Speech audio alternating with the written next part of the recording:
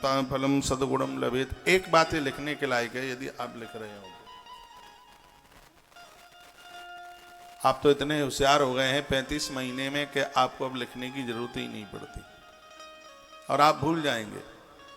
इस श्लोक में यह लिखा है कि सीधे आप पाठ कर लेते हैं, माँ का स्मरण कर लेते हैं, उससे 100 गुना फल उस नवरात्रा का तब बढ़ जाता है जब आप माता का पूजन करते हैं, माता को स्नान कराते हैं, माँ का भोग लगाते हैं। जब उसकी आप पूजा कर लेते हैं, वर्णन है सकृत तु पूजनम कृत्वा फलम सद्गुणम लभेत, स्पष्ट लिखा है। जब आप माँ का पूजन करते हैं, संध्या को आरती करो, रात्रि को 8 बजे से पहले नवरात्रा में अपने घर पहुंचो।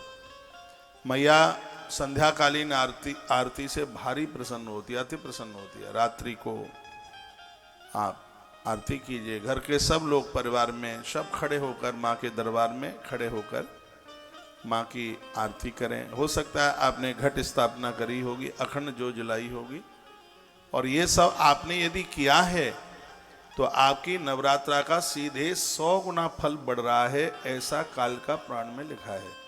यानी ये समझ लो आपकी एक नवरात्रा 100 नवरात्रा के बराबर हो रही है। पूजन की इतनी बड़ी महिमा, इसलिए देखो मैं 15 दिन से जोर दे रहा हूं।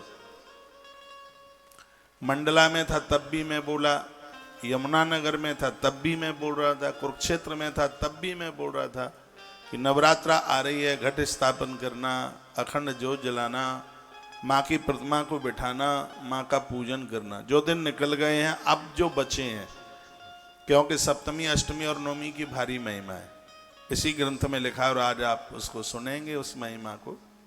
तो अभी भी आप कर सकते हैं, ज्योत भी जला सकते हैं, आप माँ को पूजन भी आप कर सकते हैं। एक तस्वीर ले आइए, उस पर माँ को चुनरी उड़ाइए, चुनरी से माँ बड़ी प्रसन्न होती है, खुश होती है। अभी तक आप व्रत नहीं कर पाए हैं तो अष्टमी का व्रत जरूर कर लें। वो विधि अभी मैं थोड़ी देर के बाद आपको निवेदित कर दूंगा, निवेदन कर दूंगा। माइक और खोलिए, मुझे ही नहीं सुन पड़ रहा। तो वर्णन किया गया है, कहा गया है सकृतः तु पूजनम कृत्वा फलम सद्गुणम लभेत। किसी भी उपवास में जब आप पूजा करते हैं तो उस किए गई आराधना का सीधे 100 गुना फल मिलता है। उदाहरण के तौर पर आप एकादशी करते हैं, मैं यहीं से बात को आरंभ कर रहा हूं। आपने समझ लिया कि फुल्का छोड़ दो बस और व्रत पूरा हो गया है, यही ज्यादा आप मानते हैं कि एकादशी में आप फुल्का छोड़ दो, रोटी मत खाओ, तो वो व्रत एकादशी का पूरा हो गया। हाँ बिल्कुल है, पूरा हो गया, लेकिन एकादशी के दिन आप दिन में सोते नहीं हैं, तेल साबुन नहीं लगाते। एकादशी के दिन आप भगवान सालराम भगवान का अभिषेक करते हैं, उनके ऊपर तुलसी पत्र चढ़ाते हैं, उनका भोग लगाते हैं, उनकी आरती उतारते हैं, तो आपकी एक एकादशी सीधे 100 गुना फल प्रदानित करती है। आप कथा भी सुनते हैं, उसमें आप भगवान की पूजा भी करते हैं, सीधे डायरेक्ट 1/100 सीधा 100 गुना है। कालका पुराण में तो अद्भुत कर्मकांड की बात कही गई है। आप जो भी कोई व्रत करते हैं, आप 16 सोमवार करते हैं तो उसमें आप महादेव की पूजा कीजिए, आप प्रदोष करते हैं। बहुत लोग तो प्रदोष करते हैं, बस ये समझ लिया है कि अन्न नहीं खाना है, बस प्रदोष पूरा हो गया है। लेकिन प्रदोष की कथा सुनी जाती है, प्रदोष में महादेव का अभिषेक किया जाता है, उसमें भगवान शिव का महा अभिषेक किया जाता है। जब यह होता है तब उसकी महिमा 100 गुना ज्यादा हो जाती है। वही बात कही गई है, सकृतं तु पूजनम कृत्वा फलम सद्गुणम लभेत। यह श्लोक नंबर 47 है, 58 नंबर अध्याय, कालका पुराण अध्याय नंबर 58, 58 और श्लोक नंबर 47। किसी भी अनुष्ठान में कहा गया, कोई भी आप व्रत करते हैं, पूजा पाठ आराधना करते हैं, लेकिन जब उसमें आपने अर्चना कर ली, पूजा कर ली, हमने आज भी माँ को 108 फूल चढ़ाए, देवताओं का नित्य अभिषेक करते हैं, पूजन करते हैं। नहीं तो कमरे में बैठे रहें, बस मन से याद कर लें उसको, चलो ठीक है, ओम नमो भगवते वासुदेवाय, ओम ऐं ह्रीं क्लीं चामुंडाय विच्चे। ये हम जो कर रहे हैं मानसिक कर रहे हैं, एक गुना है। लेकिन उसको ही प्रत्यक्ष रूप से आपने उसमें पूजन कर लिया है, प्रत्यक्ष शरीर से उसमें जुड़ करके और आपने पूजा की है, तो कालका पुराण में वर्णन है कि उसकी गिनती ठीक 100 गुनी हो जाती है। अभी मेरे पास मैसेज आया है कि तो क्या नवरात्रा में साबुन नहीं लगाएं? बिल्कुल नहीं लगाएं, क्या जरूरत है। नहाइए, साबुन की बिल्कुल जरूरत नहीं है। दिन में सोने की जरूरत नहीं है, रात्रि को थोड़ा सा जागिए, माँ का कीर्तन कीजिए। यदि ये नियम और विधि के साथ में ये पूजा पाठ अनुष्ठान हो जाते हैं तो इनका फल बरसों में नहीं मिलता, इनका फल तत्काल प्राप्त होता है, तत्काल, देरी नहीं लगती। तो ये बात ध्यान में रहेगी। मूल मूर्ति महामाया योग निद्रा जगन्मयी तस्यास्तु वैष्णवी तंत्र मंत्रम प्राक प्रतिपादितः। वह साधक युद्ध में पराजित नहीं हो सकता, शस्त्र तर्क में, शास्त्र तर्क में पराजित नहीं हो सकता। जगन्मयी योग निद्रा महामाया मूल रूप से मुक्ति रूपा है, मुक्ति प्रदा है, वैष्णवी माता है। उनका मूल मंत्र पहले ही कहा जा चुका है, ऐसा भगवान शंकर कहते हैं। घोर गरीबी का नाश करती है माँ भगवती जगदम्बा। पंचदेव उपासना में माँ का नाम आता है। तो सबके घर में, आप किसी भी देवी देवता को मानते हैं, सबके घर में पूजा हो। देवी भागवत में वर्णन है कि कृष्ण की प्राप्ति के लिए वसुदेव जी महाराज ने देवी भागवत की कथा सुनी। एक बार भगवान श्री कृष्ण घर छोड़ करके चले गए थे, उन्हें झूठा केस लग गया था। श्रीमद् देवी भागवत में कथा आती है कि उसके लिए वसुदेव जी महाराज ने श्रीमद् देवी भागवत की कथा सुनी। भगवान आ गए और पत्नी और संग में ले आए जामवंती को। वो देवी भागवत में कथा है, वैष्णो देवी में सुनाऊंगा, सुनना कथा। इस कथा में एक दिन बढ़ गया है, ये 27 तारीख को, लेकिन उस दिन कथा का लाइव टेलीकास्ट 10 बजे से लेकर के 1:30 बजे तक है। 2 बजे तक हम यहाँ पूरे कार्यक्रम से फ्री होकर यहाँ से प्रस्थान करेंगे। सुबह की शिफ्ट में कथा है, 9:30 बजे यहाँ पर पूरा मंच चालू हो जाएगा। 1:30 बजे मैं कथा छोड़ूंगा और आधा घंटे में आप सबको, यदि किसी को घुटने पुटने में दर्द है, मेरे हाथ में एक बड़ा सुंदर फार्मूला लग गया है और ये भगवत कृपा से लगा और इतना काट कर रहा है, जिनको ऑपरेशन की जरूरत पड़ रही थी, कमर लचक गई थी, इतना दर्द हो रहा था, मेरे हाथ में ऐसा फार्मूला लग गया है कि वो दवाई बड़ा काट कर रही है। मैंने मुकुंद को फ़ोन किया है, वो कल शाम तक लेकर के पहुंचेगा, परसों यहाँ से बांट देंगे। पैसा वैसा तो कुछ लगना ही नहीं है, बस सेवा है। डायबिटीज की भी दवाई है और ये भी है, घुटने के दर्द की भी है। परसों सोमवार को पूरा कार्यक्रम, परसों सुबह के ही समय पूरा हो जाएगा। यानी मैं 2 बजे से पहले ये तो नहीं कह सकता कि पटियाला छोड़ के जाऊंगा, ऐसा नहीं है। माँ की कृपा रही तो पटियाला तो मैं आता ही रहूंगा, बार बार आता रहूंगा। सिंगला जी के घर पर रुका हूँ, लगता ही नहीं है कि इनके घर में रुका हूँ, ऐसा लग रहा है कि आश्रम में रुके हैं। बड़ा आनंद आ रहा है, ओ कमाल की बात है। ऐसी अनुभूति हो रही है, मैं इनकी बड़ाई करके इनके पुण्य कम नहीं कर रहा हूँ। अच्छा लग रहा है, बढ़िया लग रहा है। जाना पड़ेगा माँ का दरबार, आगे वैष्णो माता, तो 3 दिन की कथा वहां भी कर लेंगे। अब 1 दिन इसलिए बढ़ा दिया, नहीं तो इसमें जरूरत नहीं थी। इसमें लिखा है कि इस कथा का 5 दिन, 7 दिन, 9 दिन, 15 दिन और 1 महीने की बहुत ज्यादा महिमा है कालिका पुराण। तो अब 15 दिन और 9 दिन और महीना भर तो नहीं दे सकते। जब 4 दिन का कार्यक्रम कर रहे थे, हमने कहा होगी सो देखी जाएगी, चलो 1 दिन इसमें एडजस्ट करे ही देते हैं। काल जैसे भागवत जी का महात्म्य 7 दिन का है, इसमें 90 ही अध्याय हैं, तो कालिका पुराण का 5 दिन का इसका महात्म्य है। जैसे राम कथा का 9 दिन का है, तो उसी प्रकार से कालिका पुराण का 5 दिन का इसका महात्म्य है। इसलिए 26 के बजाय कार्यक्रम 27 तक हो गया है।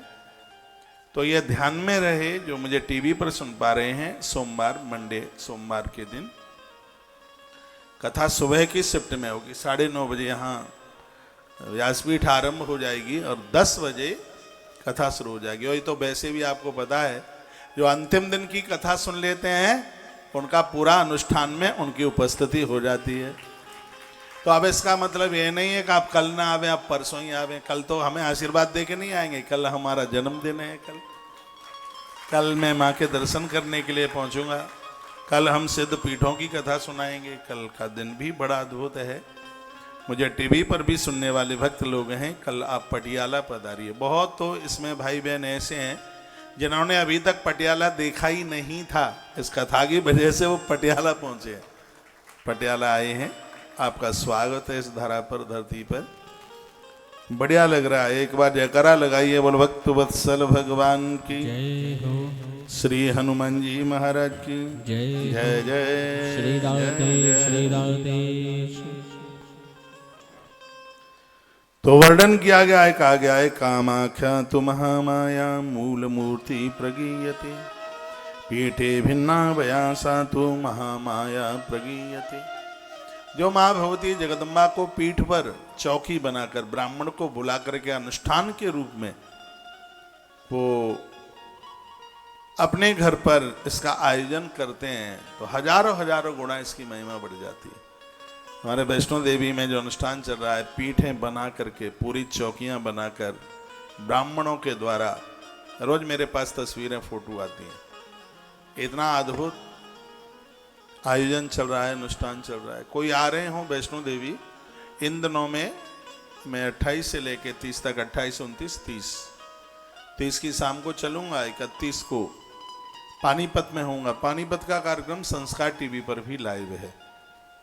पहले 9:30 बजे से 1 बजे तक सत्संग टीवी पर है और 1 बजे से लेकर 4 बजे तक संस्कार टीवी पर। आनंद की बात यह है कि बैसाख महात्म में, बैसाख का महीना है और ऐसी कथा सुनाऊंगा कि बैसाख में आप भोर में जगे हुए बिना नहीं मानेंगे, ऐसी ऐसी महिमा है। एक छिपकली का उद्धार हो गया बैसाख मास से, उसने इतनी कथा तो वहीं सुनाऊंगा, अभी तो मैं संक्षेप में ही बोल रहा हूँ। एक छिपकली, और इतना बड़ा उससे कोई अपराध हुआ था और वो छिपकली बनी। इतने में जिस घर में वो छिपकली रहती थी, बैसाख का महीना था, वहाँ ऋषि आए। उस दाम्पत्ति ने ऋषि के चरण धोए, चरण धोने का पानी नीचे जमीन में गिर गया और ऊपर से छत से, और ऐसे ही वो छिपकली धड़ाम से नीचे गिरी। एक साधु के चरण धुए हुए जल के ऊपर वह गिरी और उस महात्मा ने बैसाख महात्म में सुनाया था, और वो बैसाख महात्म उस छिपकली ने सुन लिया, और बैसाख महात्म की कथा संत चरण के जल से इस पर होते ही वह दिव्य रूप धारण करती हुई भगवान के लोक के लिए वो छिपकली चली गई। तो ऐसा बैसाख महात्म में, ऐसे बैसाखी जो महिमा अद्भुत है, वो हम 3 दिन में, पानीपत आपके नजदीक हो, करीब हो तो आ जाना, ना पाए तो टीवी पर तो आप सुन ही लेना। आइए आगे बढ़ रहा हूं, एक बार जयकारा लगाइए पटियाला वाली अम्मा की जय जय श्री राधे श्री राधे जय जय श्री राधे। एक यथा विष्णु नित्यत्वाद ही सनातन। माँ भगवती जगदम्बा की पूजा करने से भगवान विष्णु बड़े प्रसन्न होते हैं। तथैव सा महामाया कामार्थं संगता गिरौ कामाख्येति सदा देवै गद्यते सततं नरै। इसी प्रकार महामाया लोगों की अभिलाषा पूर्ण करने में बहुत आगे है। माता कामाख्या, देवता तथा मनुष्य, उन्हें सब इसे कामाख्या इसलिए कहते हैं क्योंकि इसके दरबार में पहुंचते ही कामनाएं पूरी हो जाती। देखिए, मैं कोई एक तरफा बात नहीं कह रहा हूं, मेरे लिए माँ के सभी सिद्धपीठ शक्तिपीठ मेरे हैं, अपने हैं, श्रद्धा के साथ हम सबकी पूजा करते हैं। लेकिन फिर भी इस ग्रंथ में यह निवेदन किया है कि जो माँ के पुजारी हैं, यदि उन्होंने कामाख्या माँ का दर्शन नहीं किया तो समझ लेना कि वो अधूरे भक्त हैं। टाइम निकाल के, कभी समय निकाल करके आप कामाख्या जाइए। पिछले साल शारदीय नवरात्रा में मैं उधर ही था, बहुत कबूतर उड़ाए, बड़ा आनंद आया, इतना अद्भुत अनुष्ठान हुआ, माँ की अद्भुत कृपा है। यथाई पुरुषा कोपी छत्री छत्र ग्राहाद भवेत स्नापका स्नान काले वही कामाख्या वितावहत। जैसे हाथ में वर्ण, जैसे कोई पुरुष हाथ में छाता लेता है तब लोग उसे क्षत्रिय कहते हैं। हमारी कास्ट में एक कास्ट है क्षत्रिय, ब्राह्मण, क्षत्रिय, वैश्य और कनिष्ठ, ये 4 हैं, 4 वर्ण के लोग हैं। तो उसको क्षत्रिय क्यों कहते हैं? छाता तो वो है जो हमें वर्षा से बचाता है, और क्षत्रिय वह है जो हमें संसार के दुश्मनों से, खुरापातियों से हमारी रक्षा करता है। उसे क्षत्रिय कहते हैं।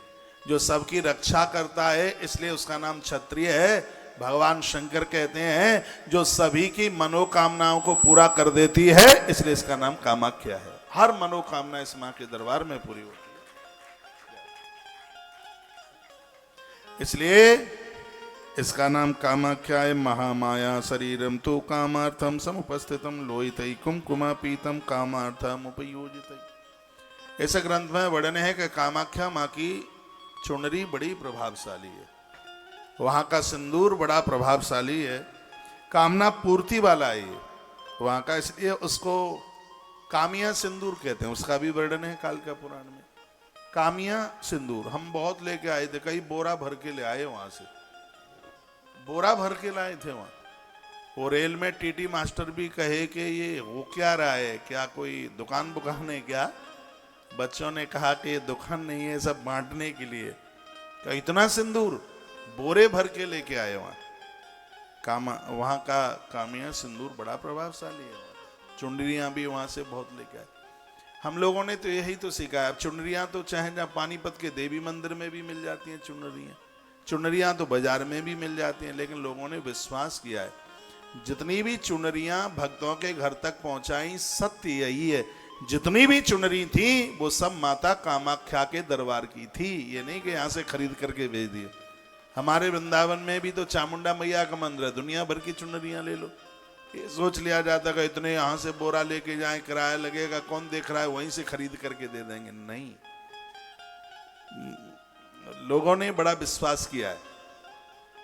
अब दुनिया का तो हमें पता नहीं है, अपना तो मैं कहता हूं कि जिंदगी पर्यंत इस विश्वास में कभी विश्वासघातता नहीं होगी। यहां जो भी चीजें आपको मिलती हैं, चाहे वो रुद्राक्ष की माला है, चाहे नर्मदेश्वर है, चाहे भगवान शालिग्राम है, गोमती चक्र है, कौड़ी है, ये सब चीजें ऐसी हैं, आना तो बहुत है, कल्पना भी करना बड़ा मुश्किल होगा। और आनंद की बात यह है, सब पूजा करके उन पे चंदन, आप देखते हैं उसमें चंदन लगा होगा, कहीं उसमें कहीं कुमकुम लगा हुआ होगा। तो देखो यहाँ कामिया सिंदूर की बात कही गई है, कितनी लिखा है, कुमकुमई कामार्थम उपयुज्यतई। यहाँ का कुमकुम, यहाँ का सिंदूर मनोकामनाओं को पूरा करता है। जब काम पूर्ण हो जाए तब भी मां का दर्शन करने के लिए जरूर जाइएगा।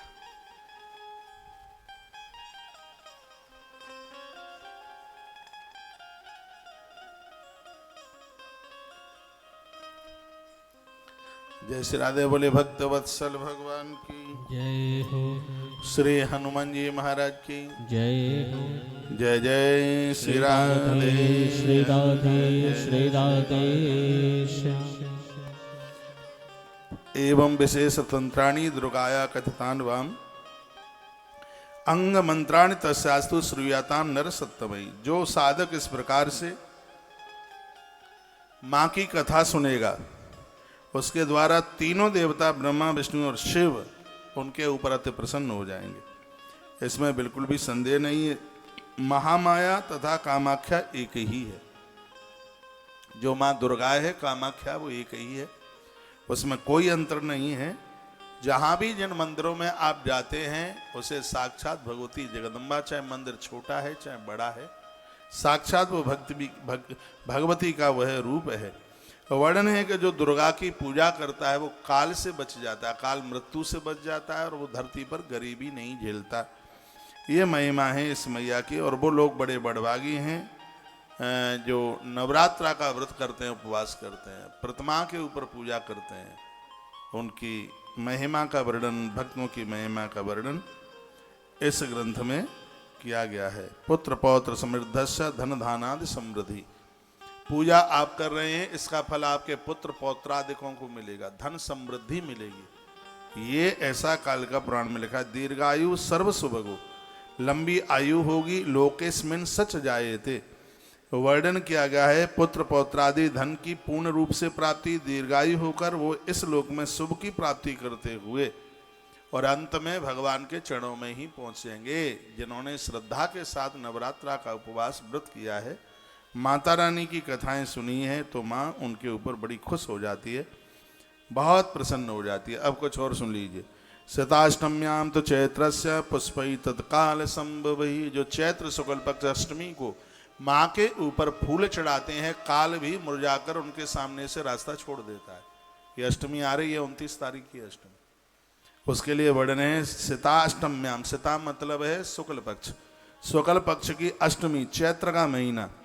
यदि फूलों के द्वारा, पुष्पों के द्वारा माँ की पूजा करी है तो माता बड़ी प्रसन्न हो जाती है। अशोकैरपि या कुर्यान मंत्रेणानेन पूजनम। अशोक के पत्ते पंच पल्लवों में जिसको लिया जाता है, माँ के कलश में ये बहुत ज्यादा प्रभावशाली है। अशोक है, बरगद है, पीपल है, पाखर है, और ये पंच पल्लवों में। ये बातें बड़ी अद्भुत हैं और यहाँ बड़ी बारीकी से कहा गया है।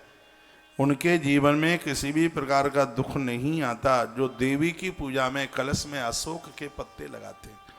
अशोकर्प या कुर्यान मंत्रेणानेन पूजनम। मंत्रों के द्वारा, वो आचार्य पंडित जी लोगों को पता होता है, वो कलश भरते हैं। न तस्य जायते शोको।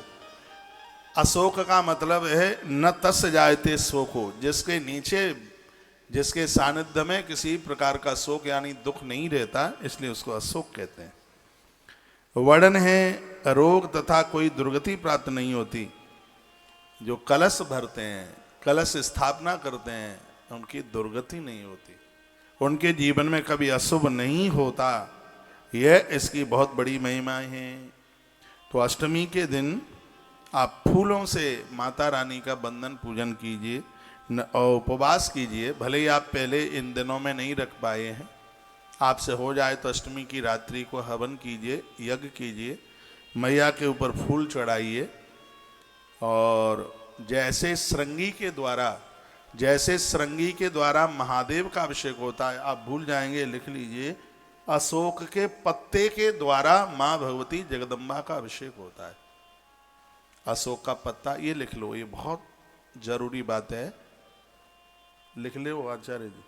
अशोक के पत्ते के द्वारा माँ का अभिषेक होता है। जैसे शंख के द्वारा नारायण का अभिषेक होता है, श्रृंगी के द्वारा महादेव का अभिषेक होता है, और अग्निदेव का जो अभिषेक है वो केले के पत्ते के द्वारा होता है।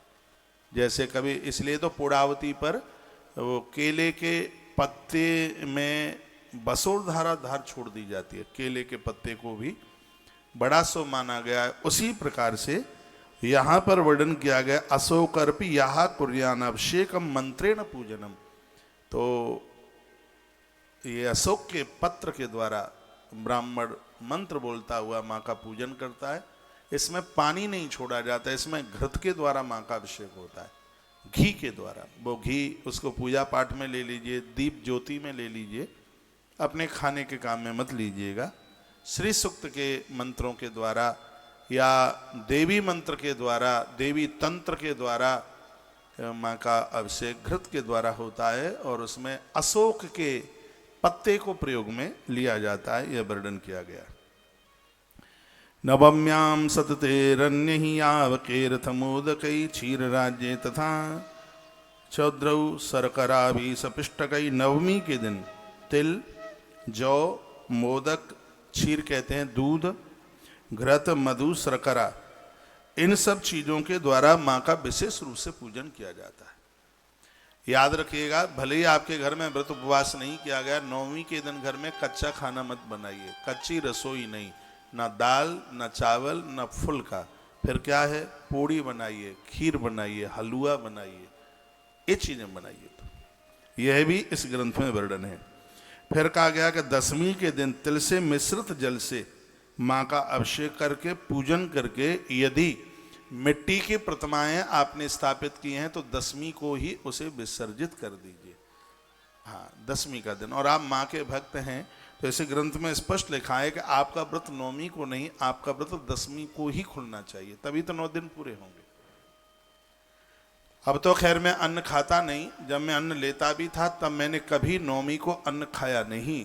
हमेशा हमेशा, ये तो देवी भागवत में भी वर्णन है, दशमी को ही उस व्रत का विसर्जन होता है। यह भी इसमें वर्णन किया है कि ब्राह्मण कभी कहीं अनुष्ठान करने के लिए जाता है तो माँ का विसर्जन चौकियों पर, आचार्य, ये भी बड़ी नई बात है, इसमें नौमी को विसर्जन नहीं होना चाहिए, विसर्जन 10वीं को होना चाहिए। इतना टाइम लेके जाए आचार्य, ब्राह्मण इतना समय लेकर के जाए कि नौमी की रात्रि को वो जजमान के घर रुक सके। अब मैं तो आपको छोड़ के आऊंगा 31 तारीख के लिए, 30 तारीख को तो होगा नहीं विसर्जन वैष्णो देवी में। 10वीं के दिन माँ को विसर्जन करें। 10वीं के दिन यह करने पर, देखो ये और लिख लो, यदि आप देखो नौमी को भी यदि आप कर देते हैं तो अपराध कुछ भी नहीं है। फिर इसमें लिखा है कि यदि ये काम आप 10वीं को करते हैं तो 10 जन्मों के पाप जल करके समाप्त हो जाते हैं। श्लोक नंबर 34, 58 नंबर 59 नंबर अध्याय 59 अध्याय श्लोक नंबर 34, इसमें लिखा है कि एवं कृते दशम्याम तो यत पापम 10 जन्मनि, जो नवरात्रा का व्रत करते हैं और अपना व्रत 10वीं में खोलते हैं, अनुष्ठान को 10वीं में पूरा करते हैं, तो उनके 10 जन्मों के पाप जल करके राख हो जाते हैं। यह महिमा है 10वीं को व्रत पूरा करने की। 10 जन्मों के पाप स्पष्ट है। 34 नंबर का श्लोक, एवं कृते दशम्याम तो यत पापम 10 जन्मनि। यदि आपने अपना अनुष्ठान 10वीं को पूरा किया है, आपने अन्न 10वीं को खाया है, तो यह समझ लो कि 10 जन्मों के पाप जल करके राख हो जाएंगे। जब 9 दिन कर लेते तो और एक रात सही क्या बात है फिर। तो अब मुझे तो इस बात का प्रचार करना है। जो लोग, अरे बहुत लोग तो अष्टमी को ही रोटी खा लेते हैं, कन्या पूजन किया, उन्हें जमाया और एक बिलंदा भर के खींच लिया, पूरी कसर निकाल दी 8 दिन की। यह बिल्कुल भी ठीक नहीं है। बेटियों को तो आप पहले ही दिन से अन्न खिला सकते हो, वर्णन है कालिका पुराण में। आपने व्रत किया है, बेटियों को, कन्याओं को खीर पूड़ी चकाचक बेटियों को आप खिला सकते हैं, पहले ही दिन से खिला सकते हैं। कन्या पूजन तो पहले ही दिन से विधि है उसकी। पहले दिन एक कन्या, दूसरे दिन 2, तीसरे दिन 3, चौथे दिन की 4, 5वें दिन की 5, 6वें दिन 6, 7वें दिन 7, 8वें दिन 8, 9वें दिन 9।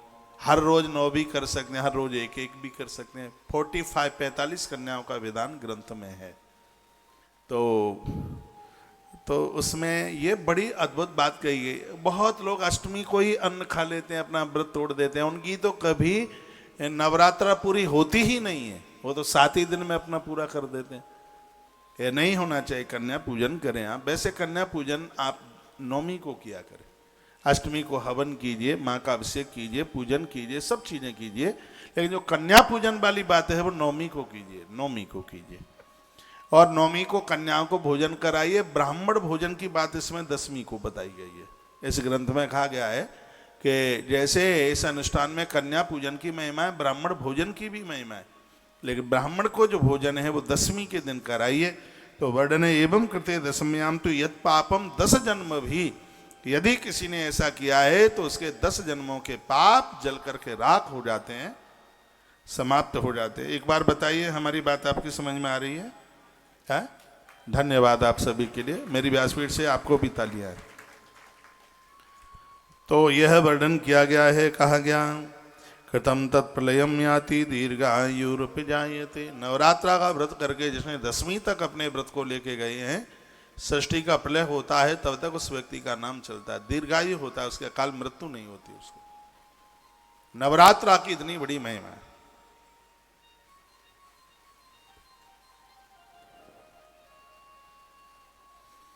नवरात्रा का व्रत करने से गर्भ में संतान खत्म नहीं होती।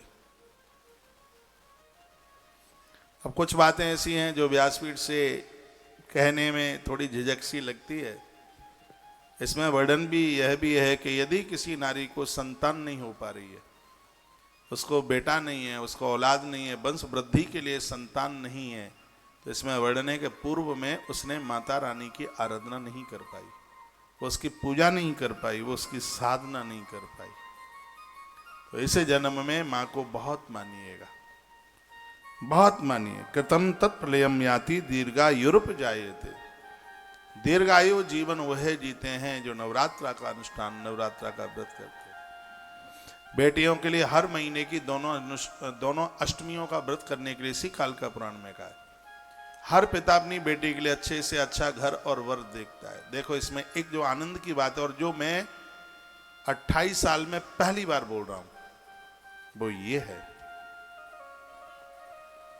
जो बेटियां विवाह से पूर्व महीने की दोनों अष्टमियों का व्रत किया है उन्होंने, ऐसी बेटियां ससुराल जाती हैं तो इसमें लिखा है उसको ऐसा पति कभी नहीं मिलता जो संतान को जन्म देने में असमर्थ है, उसमें ऐसी कोई रुग्णता हो, उसमें ऐसा कोई रोग हो, उसको ऐसी कोई दिक्कत हो जिसकी वजह से संतान जन्म न ले, वो ऐसा उसे पति मिलता है जो सर्व प्रकार से एक नारी को सुख देता है, नारी का आदर करता है, नारी का सम्मान करता है। मेरी माता जानकी ने बहुत नवरात्रा के व्रत किए, माता रुक्मिणी ने बहुत नवरात्रा के व्रत किए, ये तो ग्रंथों में लिख मिलता है इस बात का, माइक खोलें। और तो वह बात भी इसमें कही गई है, कहा गया है बोल भक्त वत्सल भगवान की जय हो। पवित्रारोपणम कुर्या देवी प्रीत करुम बरुम। पवित्रारोपण होता है देवताओं का, ये सुन ले, नई बात है। पवित्रारोपण, पवित्रारोपण क्या है? माता जी वहीं चढ़ा दो, इस सगरे मेरे पास आ जाएंगे, वहीं चढ़ा दो, यहीं चढ़ा, इसी में आगे बारात में। हाँ अच्छा, ले ले बेटा।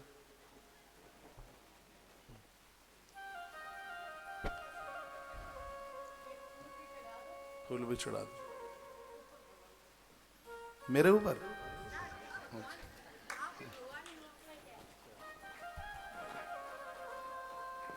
मैंने कहा मेरे पास ही आ जाएंगे, आगे। बोलिए दादी मैया की जय हो। एक बड़ी अच्छी बात मैं,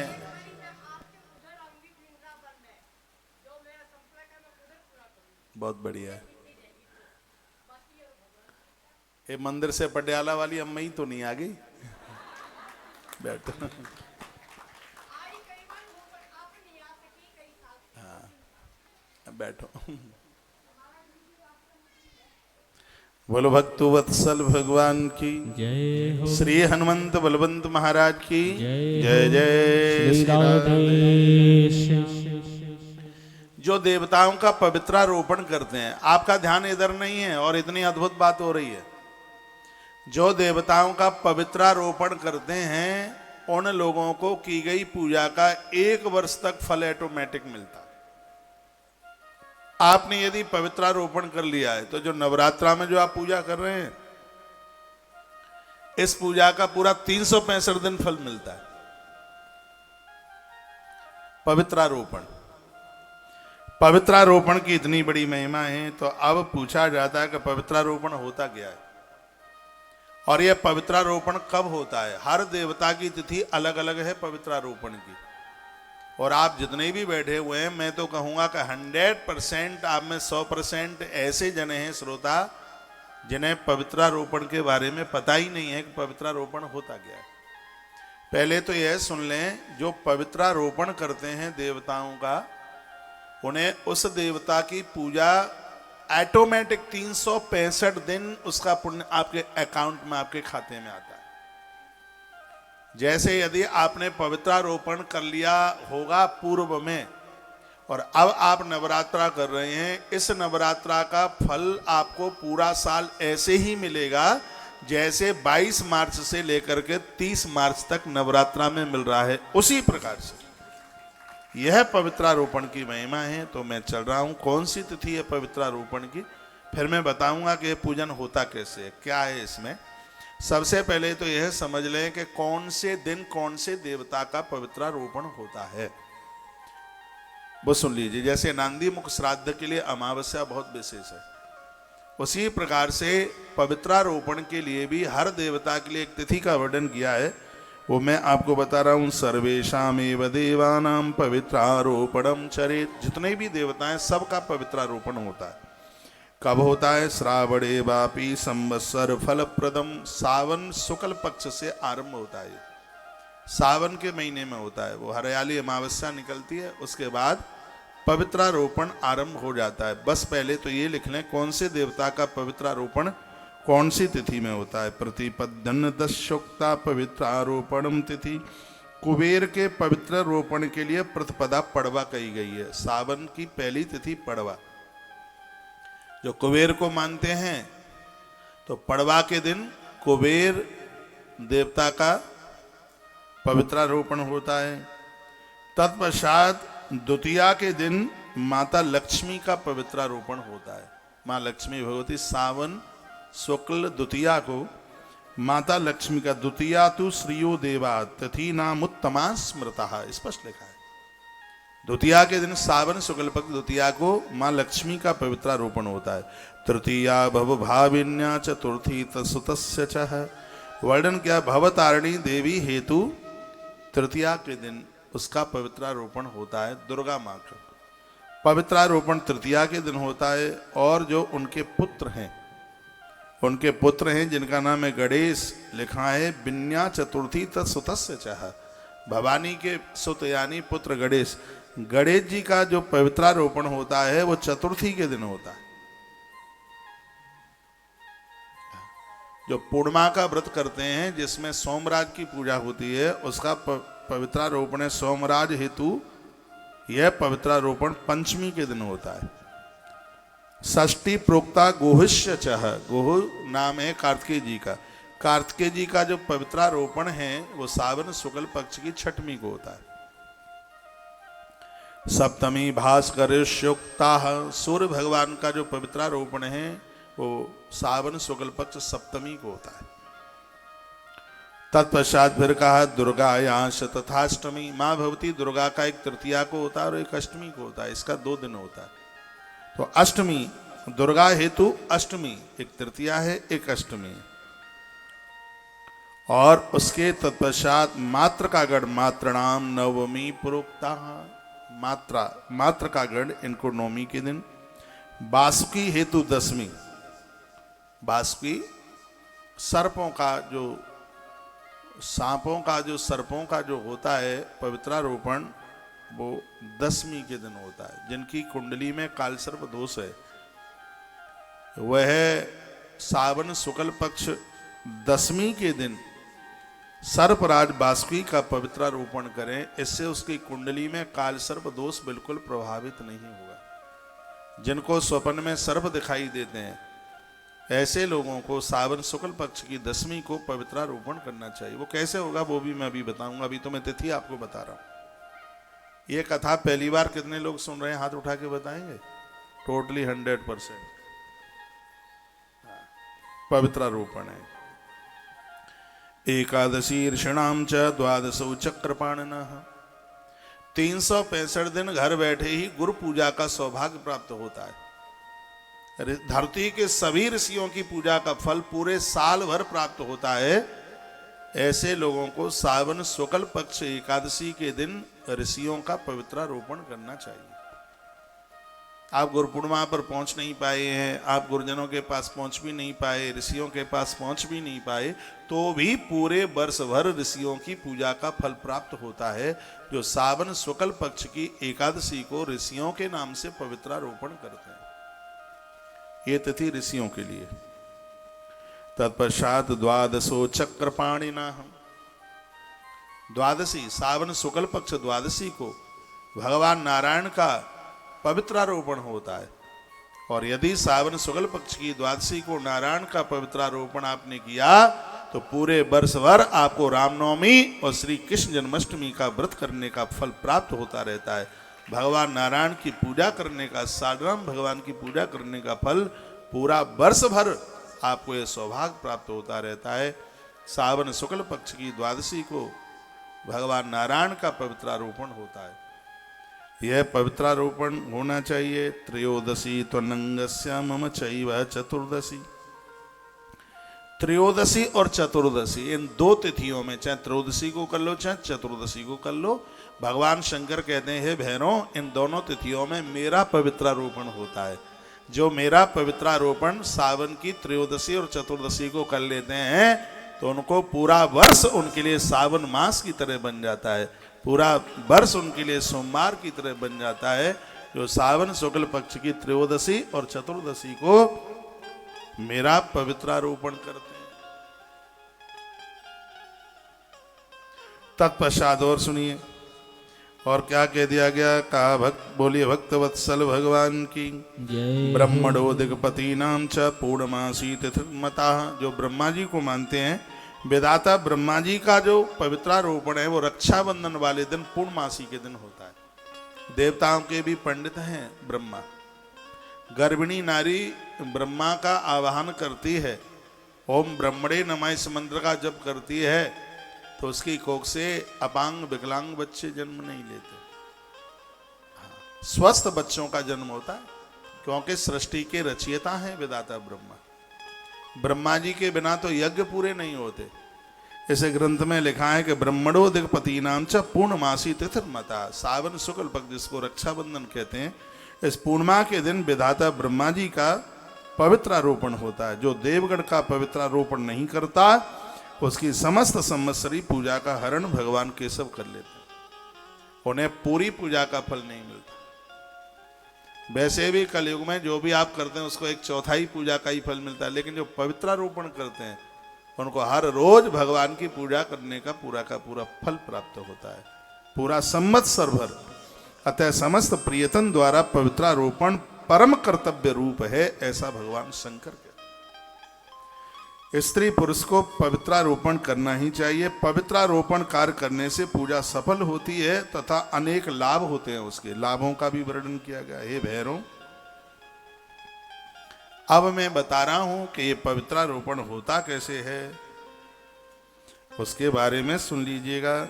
वो वर्णन किया जा रहा है। बोल भक्त वत्सल भगवान की जय तस्णन प्रमाणम तु वचनान मम भैरव।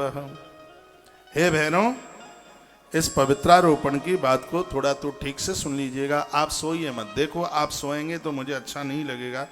इतनी मेहनत के साथ एक वक्ता कथा सुनाता है, श्रोता को पता नहीं कहाँ कहाँ से वो मटेरियल इकट्ठा करता है। हाँ, और आप ऐसी कान पर ठिपुड़ी रख कर के और सो सा करके चले जाएं तो ये तो बिल्कुल भी ठीक नहीं है भैया। 2 पंक्तियां माँ के चरणों में समर्पित करते हैं, 2 ही पंक्तियां गाए लेते हैं, आनंद आ जाएगा। मैं बालक तू माता शेरा वालिए, है अटूट ये है नाता शेरा वालिया। ये 2 पंक्ति समर्पित कर दें, फिर मैं आपको बताता हूं कि पवित्रारोपण होता क्या है, कैसे इसकी पूजा होती है। जय हो।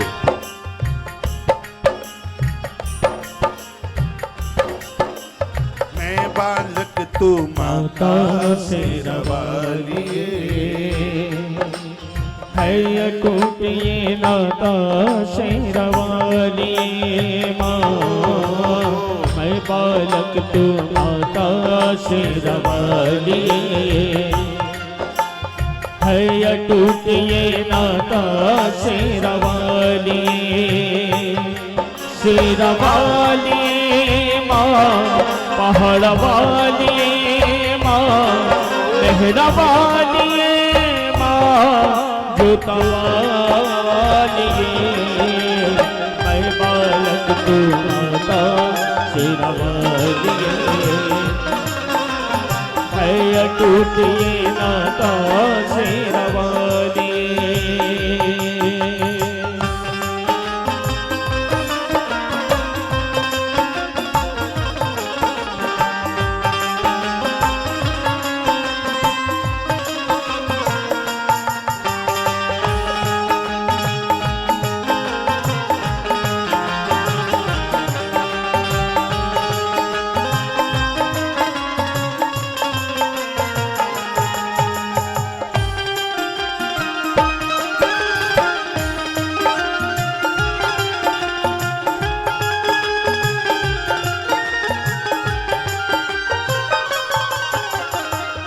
तेरी ममता मिली है मुझको, तेरा प्यार मिला। तेरी ममता मिली है मुझको, तेरा प्यार मिला। तेरी आंचल की छाया में मन का फूल खिला। तूने बोली, तूने साया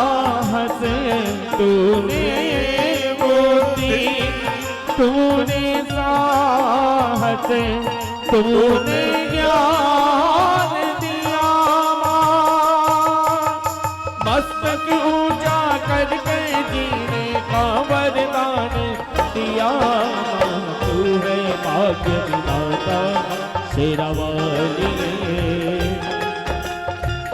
अटूट ये नाता शेरा वाली माँ। मैं बालक तू माता शेरा वाली, है अटूट ये नाता शेरा वाली। शेरा वाली माँ, पहाड़ा वाली माँ, मेहरा वाली माँ, जोता वाली। मैं बालक तू माता शेरा वाली, है अटूट ये नाता शेरा वाली।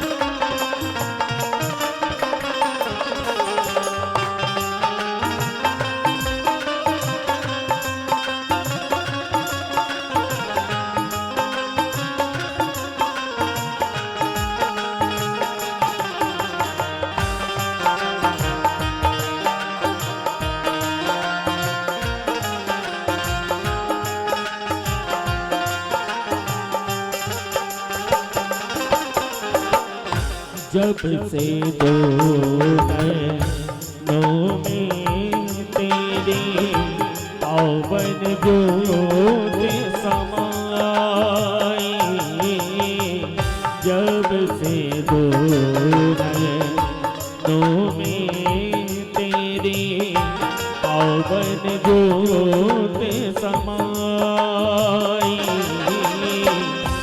मंदिर मंदिर तेरी सूरत तेरे लगी दिखाई। ऊंचे पर्वत पर मैंने भी, ऊंचे पर्वत पर मैंने भी डाल दिया है मेरा। जिस दिन करूं मैं तेरी पूजा, ये दास हूँ तेरा, तब सदा गुण गाता शेरा वाली।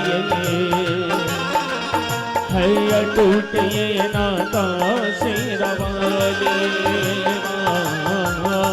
मैं बालक तू माता शेरा वाली,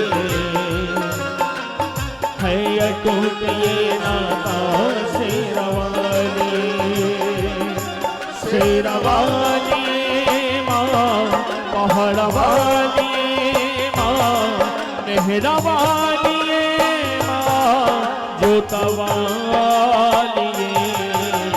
मैं बालक तू माता शेरा वाली, है अटूट ये नाता शेरा वाली। मैं बालक तू माता शेरा वाली, है अटूट ये नाता शेरा वाली। शेरा वाली माँ, पहाड़ा वाली माँ, मेहरा वाली माँ, जोता वाली। मैं बालक तू माता शेरा वाली, है अटूट ये नाता शेरा वाली। मैं बालक तू माता शेरा वाली, है अटूट ये नाता शेरा वाली। शेरा वाली माँ, पहाड़ा वाली माँ, मेहरा वाली माँ, जोता वाली। मैं बालक तू माता शेरा वाली, है अटूट ये नाता शेरवाली। हे माँ मेरी माँ, हे माँ, हे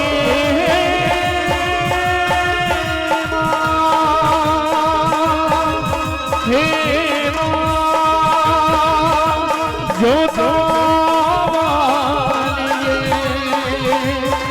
मेरी माँ मेहरा वाली,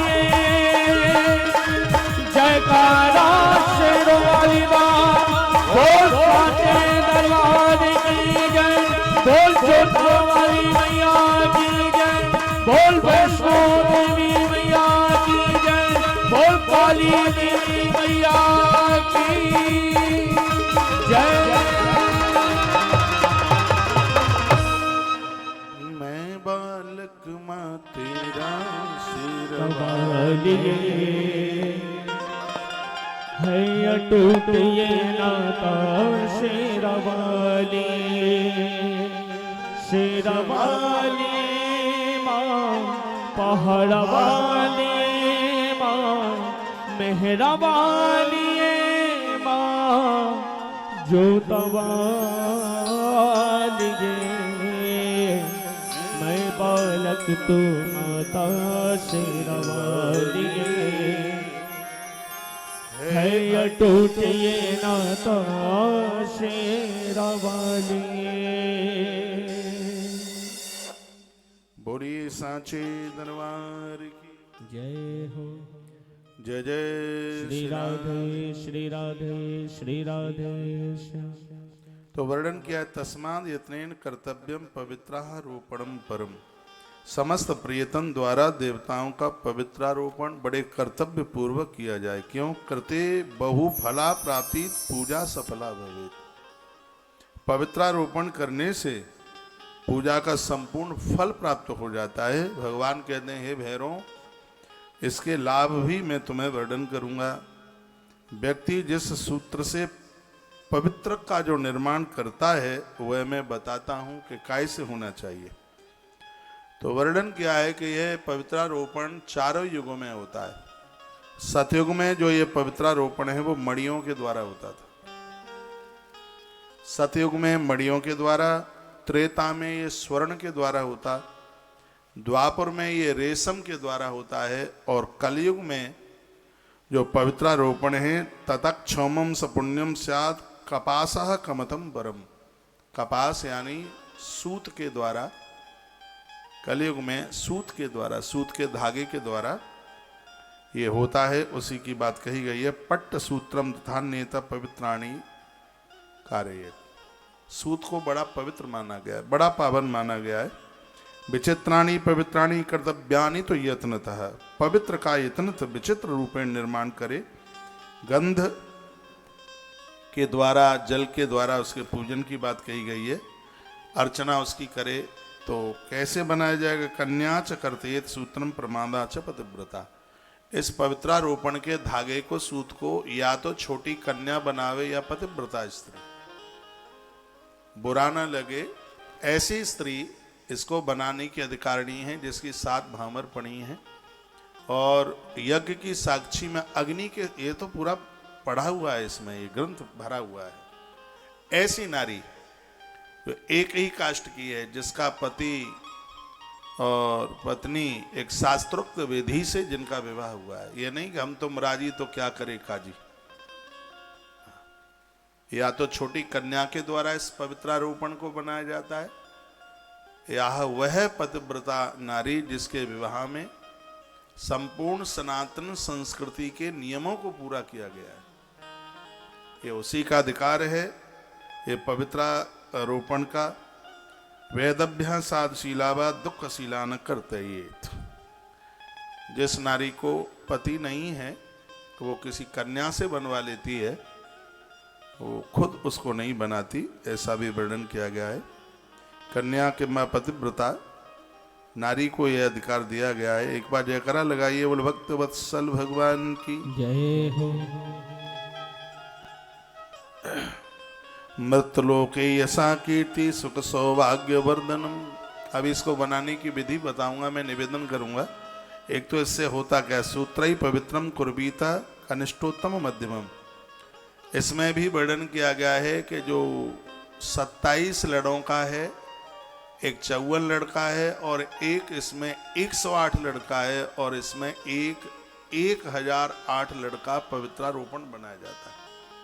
सबसे प्रारंभिक है 27 लड़, और उसके बाद में है 54, और उसके बाद में 108, और उसके बाद में 1000।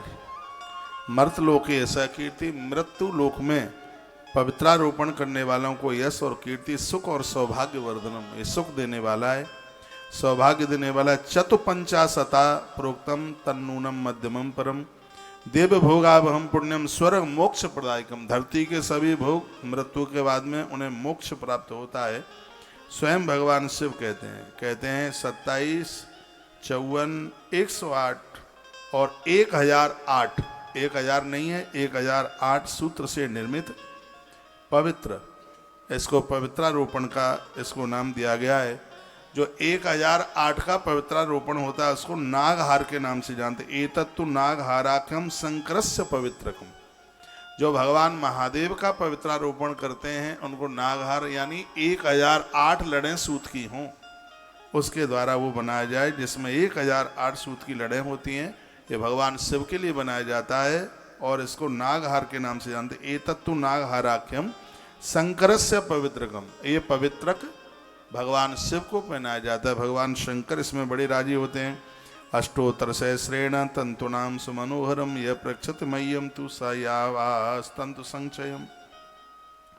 वर्णन किया है कि जो मनुष्य इस प्रकार का पवित्रारोपण भगवान शिव कहते हैं मुझे प्रदानित करता है, वह जितने भी सूत्रों से यह पवित्र बनाता है वह हमेशा एक सूक्ष्म रूप से मेरे पास में रहता है। तंतुनाम तस् दानेन विष्णु सायुज्य मापनीयात। जो पवित्रारोपण भगवान विष्णु को समर्पित करते हैं, भगवान नारायण उनके ऊपर अति प्रसन्न हो जाते हैं, वर्णन किया गया है। आइए थोड़ी सी अब इसकी आप विधि समझ लें तो बड़ा बढ़िया लगेगा, अच्छा लगेगा। पवित्रारोपण व्रत सावन के शुक्ल पक्ष में किया जाता है, जो कि मैंने आपको बता ही दिया है। वर्ष भर पूजा का फल प्राप्त होता है इसके द्वारा। इस पूजा के अधिकारी चारों वर्ण के लोग हैं, ये बड़े आनंद की बात है। ब्राह्मण, क्षत्रिय, वैश्य, कनिष्ठ, चारों वर्ण के लोग अधिकारी हैं। ये पवित्रारोपण पूजा का नाम है। जैसे नांदी मुख श्राद्ध इत्यादि होते हैं, पवित्रारोपण भी एक पूजा ही है। इसकी पूजा की विधि आप लिख लीजिए। एक चौकी पर लाल वस्त्र बिछाएं, जिस देवता का पवित्रारोपण कर रहे हैं उसका चित्र लगाएं या प्रतिमा लगाएं, उसका चित्र या प्रतिमा लगाएं। एक कलश ठीक सामने भर करके रख लें, उसमें पंच पल्लव लगाएं। पूजा के लिए पवित्र को बांस की टोकरी में या पलाश की पत्तल के ऊपर रखें। एक कन्या के द्वारा, पतिव्रता नारी के द्वारा जब उसको बनाया जाता है, 27 लड़का, उसमें सूत के 27 बार उसको ऐसे लपेटा जाता है उसको। और आपको ध्यान हो, जब आप कभी बरगद के ऊपर, बट के ऊपर जो धागा जो लपेटते हैं वो पवित्रारोपण ही है, वो ये वही है ये सूत्र। तो लड़बो कितनी है? 27, 54, कितनी, जितनी आपकी लंबाई है उतनी एक अंदाजा से एक मान लिया जाए। अपने शरीर से तो टच ना करें, ऐसा कर लें पहले एक कोई रस्सी के द्वारा अपनी शरीर को नाप लें, फिर उस रस्सी के द्वारा एक नाप लें उसको। तो ऐसे 27 भी ले सकते हैं, 54 भी ले सकते हैं, 108 भी ले सकते हैं, और आप 1008 भी ले सकते हैं। पूजा के लिए उसका नाम है पवित्रक। जब पूजा हो जाती है तो उसको कहते हैं पवित्रारोपण। पूजा के लिए इस पवित्रक को बांस की टोकरी में या सूप में या पलाश की पत्तल पर इसको रखें। भगवान से स्तुति करेंगे, हे भगवान, यह पवित्रक पूजा आपकी प्रसन्नता के लिए हम कर रहे हैं। मेरे कार्यों में कोई भी किसी भी प्रकार का विघ्न न आए। इसमें लिखा है पवित्रारोपण करने से आपके द्वारा किए गए जो कार्य हैं उसमें किसी भी प्रकार का विघ्न नहीं आता। वर्णन है, कहा जाता है कि भगवान मेरे किए गए कार्यों में किसी भी प्रकार का विघ्न न आए, वर्ष भर आपकी पूजा का पुण्य लाभ मुझे प्राप्त होता रहे, हम आपसे ऐसी प्रार्थना करते हैं। भगवान शंकर कहते हैं, हे भैरव, जिस देवता के लिए पवित्रारोपण किया जाता है वह देवता वर्ष भर उस भक्त की रक्षा करता है, ऐसा वर्णन है। हाथ में गंध अक्षत लेकर भगवान का आह्वान किया जाता है। कहा जाता है, भगवान हम आपका आह्वान करते हैं और हम आपको पवित्रक धारण करवा रहे हैं। घृत सहित खीर का हवन किया जाता है। खीर में घी डाला जाता है। जिस देवता का आप पवित्रारोपण कर रहे हैं उसके मंत्र के द्वारा आहुति डाली जाती है। भगवान को फिर वह धारण कराया जाता है।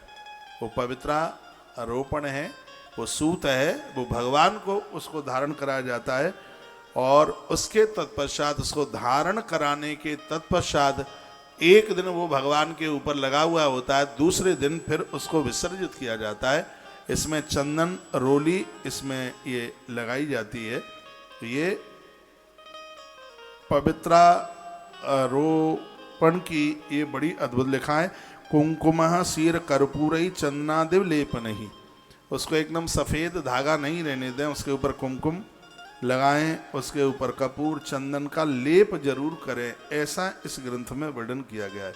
पवित्रा को आप रंग ले, इस पवित्र को आप रंग ले। इसमें तो लिखा है कि यदि आप माँ भगवती दुर्गा का पवित्रारोपण कर रहे हैं तो उसमें देवी तंत्र सूक्त के द्वारा उसका पाठ कीजिए। दुर्गा सप्तशती में भी मिल जाता है। दुर्गा सप्तशती में भी आरंभ में है, मार्कंडेय पुराण में बहुत विस्तार पूर्वक है। दुर्गा सप्तशती में माता जी के 108 नाम ही हैं, लेकिन मार्कंडेय पुराण में माता जी के 1008 नाम है। तो यह है माता का बहुत बड़ा विस्तार मार्कंडेय पुराण में। आपको टाइम मिले तो मैं माता वैष्णो देवी के चरणों से 28, 29, 30 3 दिन मार्कंडेय पुराण संक्षिप्त में सुनाऊंगा, उसको आप जरूर सुनिएगा। जिस तंत्र का वर्णन किया जा रहा है पवित्रारोपण के लिए देवी तंत्र सूक्त के द्वारा इसका पाठ किया जावे। प्रसादेन तो मंत्रेण तत्पन्यासो मम स्मृता, ये आचार के बिना नहीं हो पाएगा। इसमें आपको जानकार ब्राह्मण बुलाना पड़ेगा, क्योंकि इसमें न्यास भी है और इसमें हवन भी है। अनेन मंत्र न्यासम च दानम चानेन कारयेत। इसमें वर्णन किया गया है कि इस पवित्रारोपण के बाद में कुछ दान की भी बात कही गई है। इसमें पंचगव्य पान करके ही हवन में